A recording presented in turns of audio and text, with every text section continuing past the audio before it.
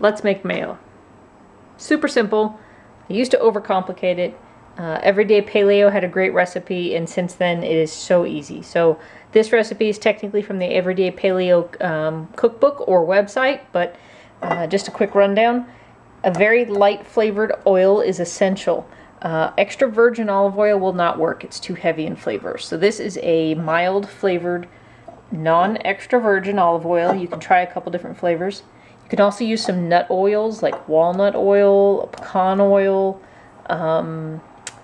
avocado oil, but those are much more expensive, so I recommend just going with a light olive oil. Taste your oil before you make it, because there will be no difference in taste, really. So if your olive oil or your oil is a really strong flavor, don't use it unless you really like it. Apple cider vinegar, some yellow mustard, an egg. We'll use some salt and pepper. I recommend trying different seasonings for different things.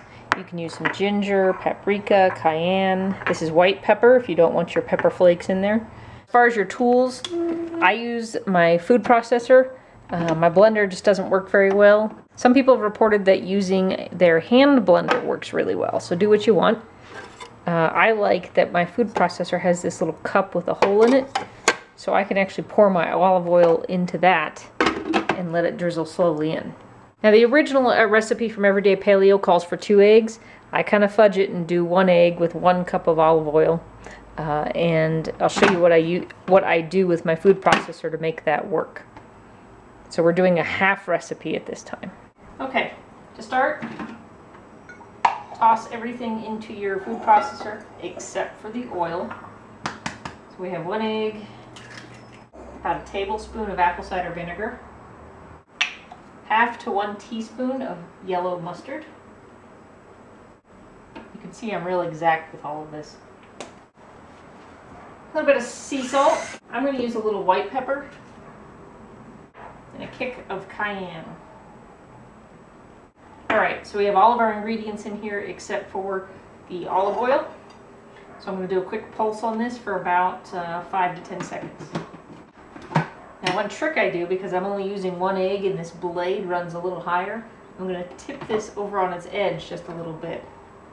Use at your own caution.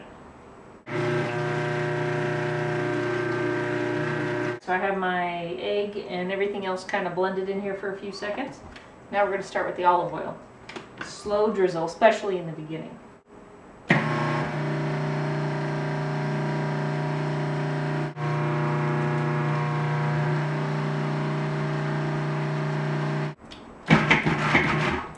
Let it run for a few seconds once your olive oil's in there, just to kind of make sure everything's incorporated.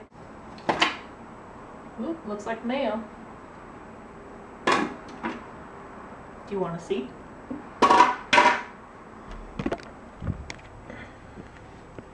Voila! Just to show you, it's very creamy. And when you put this in the fridge, it'll even get more firm than it already is. This will keep for maybe 5 to 7 days in the fridge, covered. Be careful not to cross-contaminate. It may last a little longer with that vinegar included in there, but just to be safe, 5 to 7 days is a good rule. And at a cup, you know, for the 2 of us, this is all we can go through in a week. Remember, taste test your oil before you make your mayo, because that flavor will carry through into your mayo. If the olive oil, even the light version, is still a little strong for you, then cut it. Maybe half and half with something like walnut oil or avocado oil. Have fun. Homemade mayo.